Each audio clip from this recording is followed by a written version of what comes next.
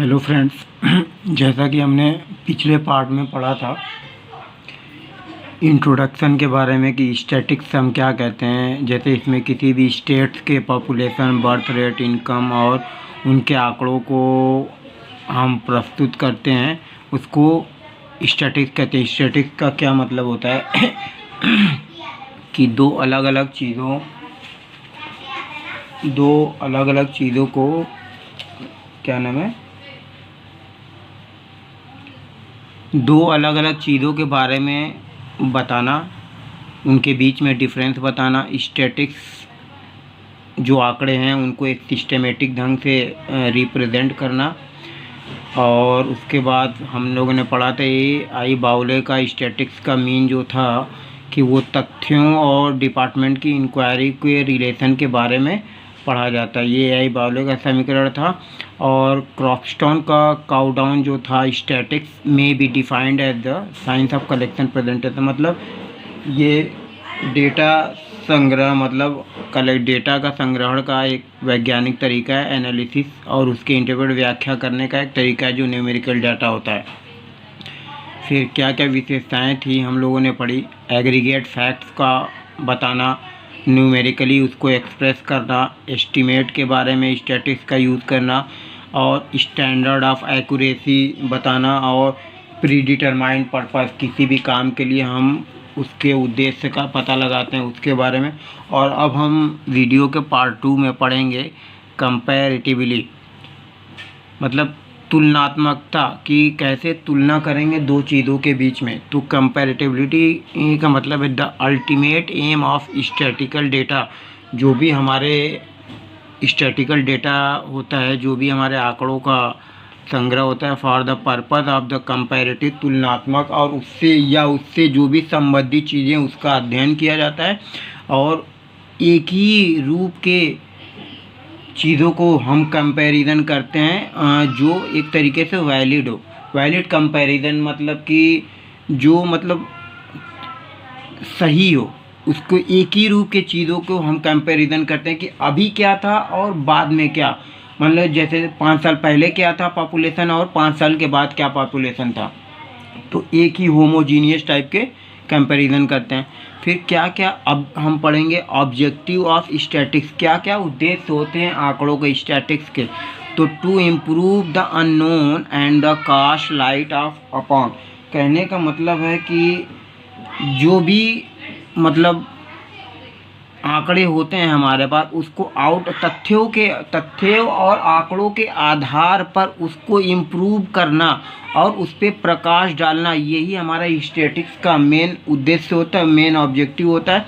दूसरा पॉइंट है कि to enable comparison between past and present, हम जो पूर्व में हो चुका है और जो वर्तमान में हो रहा है उसके बीच में हम क्या करते हैं, कंपैरिजन करते हैं कि 5 साल पहले हमारे इंडिया में लोगों की कितनी कमाई थी और 5 साल बाद लोगों की कमाई कितनी है। तो मतलब कंपैरिजन करते हैं कि प्रेजेंट में क्या चल रहा है और पास्ट में क्या था। तो मतलब ये होता है कि हम देखते हैं कि क्या उसमें नफ़ा है, क्या नुकसान है, कितनी हम तरक्की पे हैं और कितने उसमें हैं।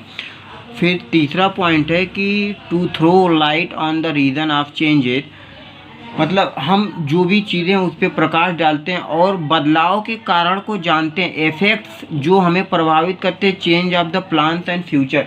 मतलब कहने का मतलब है जो भी आंकड़े हमारे पास होते हैं वो हमारे फ्यूचर को प्लान बनाने में, तो हमारे जो भी प्लान होते हैं उस पर हम उनके चेंजेस को देख के, उनके रीज़न मतलब चेंजेस बदलाव के कारण को पता लगा के हम फ्यूचर के प्लान को हम क्या करते हैं, प्रभावी तरीके से उसको बनाते हैं। फिर कह रहे हैं कि टू हैंडल एनालाइज, मतलब हम जो भी विश्लेषण करते हैं, and draw a valid inference, मतलब जो भी हमारे सही अनुमान होते हैं उस पर विश्लेषण करते हैं।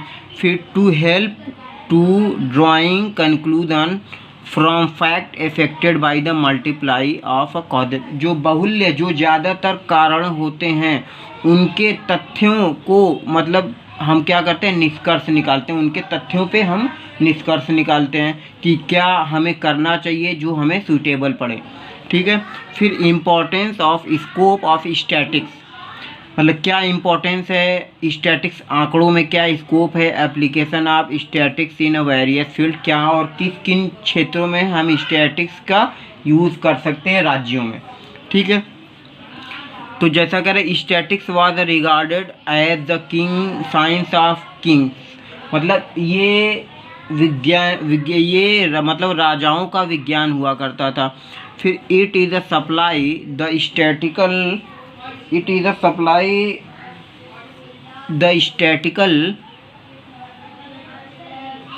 हाँ, it supplies the essential information, इस ये जो essential information to the run of government, मतलब जो भी गवर्नमेंट की एसेंशियल सूचना, जो भी मतलब ज़रूरत की सूचना होती थी और जिससे गवर्नमेंट रन करता है, चलता है, जैसे पॉलिसीज़ हो गया एडॉप्टेड बाय द गवर्नमेंट, जो भी मतलब गवर्नमेंट जो भी पॉलिसीज़ बनाते हैं वो सारी एसेंशियल इंफॉर्मेशन के थ्रू ही बनाते हैं with the help of static, मतलब गवर्नमेंट कहने का मतलब ये कि गवर्नमेंट कोई भी पॉलिसीज़ बनाती है तो हमारे देश के आंकड़ों पे ही बनाती है। जैसे मान लीजिए कि बेरोजगारी है, अब जब तक हम आंकड़े नहीं जुटाएंगे, जब तक आंकड़े गवर्नमेंट नहीं जुटाएगी, कैसे पॉलिसीज़ बनाएगी कि हमें क्या नाम है बेरोजगारी को कैसे दूर करना है, तो गवर्नमेंट इसको ऐसे यूज़ करती है।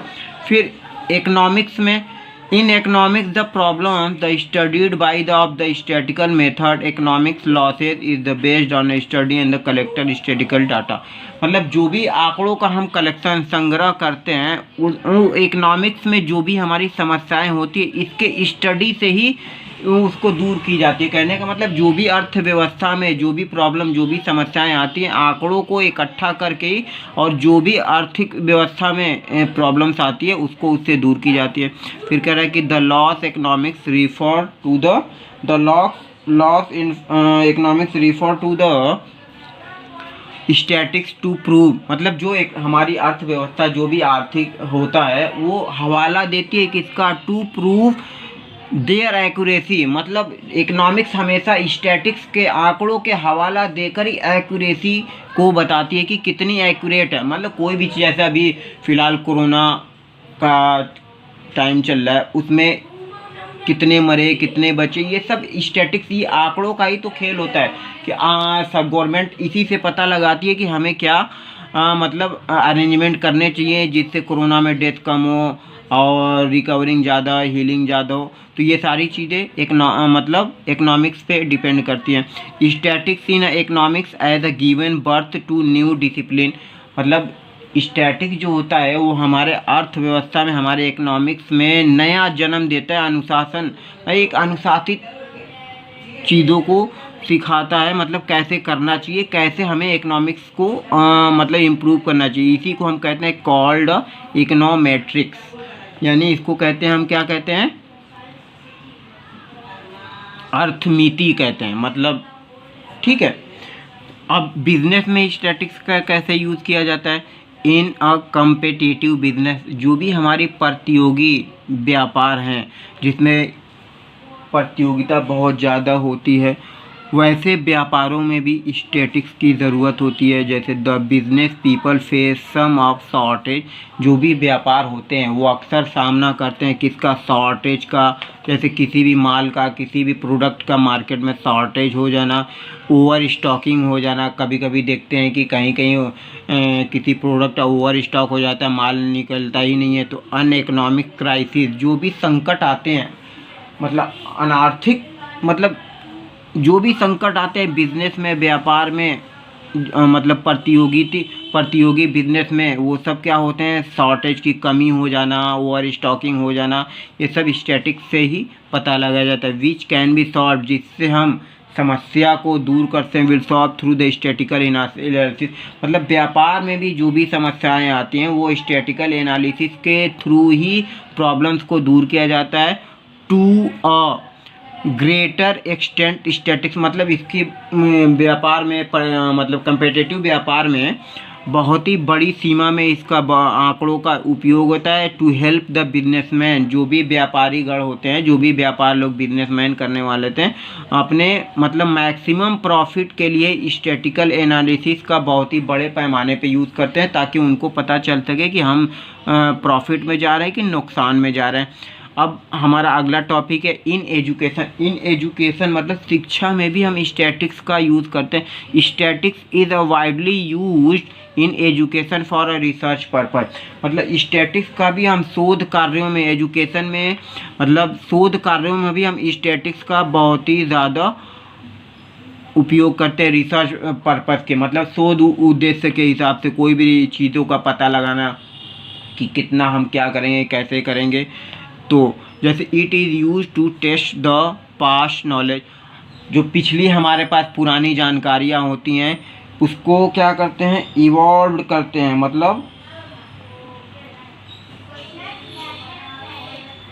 उसको और विकसित करते हैं। Knowledge of evolve the new knowledge, मतलब पुरानी जानकारियाँ हम इकट्ठा करके नए नॉलेज को और विकसित करते हैं। ठीक है, तो बहुत बड़े पैमाने पे भी हम क्या करते हैं, एजुकेशन में भी स्टैटिक्स का यूज़ करते हैं। एस्ट्रोनॉमी, अंतरिक्ष में भी हम क्या करते हैं, स्टैटिक्स का यूज़ करते हैं। तो जैसे astronaut study the eclipse and the astronomical issues. जो भी हमारी खगोलीय समस्याएं होती हैं, जो भी हमारे आसमान में, अंतरिक्ष में जो भी समस्याएं होती हैं, उसको एस्ट्रोनॉट जो होते हैं, जो भी हमारे अंतरिक्ष यात्री होते हैं, वो स्टडी करते हैं उन सभी प्रॉब्लम्स के बारे में। किसका, स्टैटिक्स को अप्लाई करके ही उसके प्रॉब्लम्स को दूर किया जाता है। जैसे रिलाई, मतलब ये they rely on the estimation, वो उनको अपने उम्मीदों पे, अपने अंदाजे पे भरोसा होता है। इन मेनी केसेस, बहुत सारे केसेस में it was a corrected with the help of statistics, और उसको सही करते हैं किसके, आंकड़ों का ही इस्तेमाल करके, आंकड़ों की ही सहायता से ही खगोलीय प्रॉब्लम्स को दूर किया जाता है, क्योंकि उनके अंदाजे पे उनको भरोसा होता है। ठीक है, इन अकाउंटिंग, अकाउंटिंग में भी स्टैटिक्स का इस्तेमाल होता है। जैसे इन अकाउंटिंग को रिलेशन, जो भी सह संबंधित विश्लेषण होते हैं, मतलब अकाउंट से जो भी रिलेट करने वाले संबंध होते हैं बिटवीन प्रॉफिट, जो भी हमारा फ़ायदा हो, सेल्स हो, मतलब वाइडली, मतलब कहने का मतलब अकाउंट में भी आंकड़ों का बहुत ही ज़्यादा उपयोग किया जाता है, जो प्रॉफिट एंड सेल में बहुत ही उपयोगी होते हैं। इन ऑडिटिंग, जो भी मतलब अंकेक्षण किया जाता है कि हमारा अकाउंट सही है कि नहीं। ऑडिटिंग, सैम्पलिंग टेक्निक्स, जो भी तकनीकी होती है उनने कॉमनली फॉलोड, इसमें स्टैटिक्स का यूज़ किया जाता है। मतलब कुल मिला के अकाउंटिंग में भी स्टैटिक्स का बहुत यूज़ किया जाता है, जो प्रॉफिट और सेल्स को देखते हैं। फिर बैंकिंग फील्ड में भी क्या करते हैं, उसमें भी स्टैटिक्स का यूज़ किया जाता है। In this fast developing technology, मतलब जो भी हमारे पुराने विकसित तकनीकी हैं। द बैंकिंग सेक्टर नीड्स, जैसे बैंकिंग सेक्टर को ज़रूरत होती है अ लॉट ऑफ इंफॉर्मेशन, बहुत ज़्यादा क्या नाम है, सूचनाओं की, about the present and future business development. मतलब बैंकिंग सेक्टर में भी सूचनाओं की बहुत ज़्यादा ज़रूरत है, जो कि उनके प्रेजेंट और फ्यूचर में बहुत ही उपयोगी होते हैं, विकसित करते हैं उनको। फिर इन्वेस्टमेंट, इन इन्वेस्टमेंट क्या है, statics helps and the investors, जो भी स्टैटिक, जो भी आंकड़े होते हैं, वो हमारे जो भी निवेशक होते हैं उनको सेलेक्टिंग सिक्योरिटीज़, उनके भी सिक्योरिटीज़ को सेलेक्ट करने में आंकड़ों का बहुत, जैसे कंपनी का कोई भी चीज़ होता है, उनका मतलब क्या है, उनके पास क्या लॉस में चल रहे हैं, क्या प्रॉफिट में चल रहे हैं, कितनी उनकी मार्केट में लायबिलिटी, ये सारी चीज़ें देख के ही कोई भी इन्वेस्टर कंपनी में इन्वेस्ट करता है।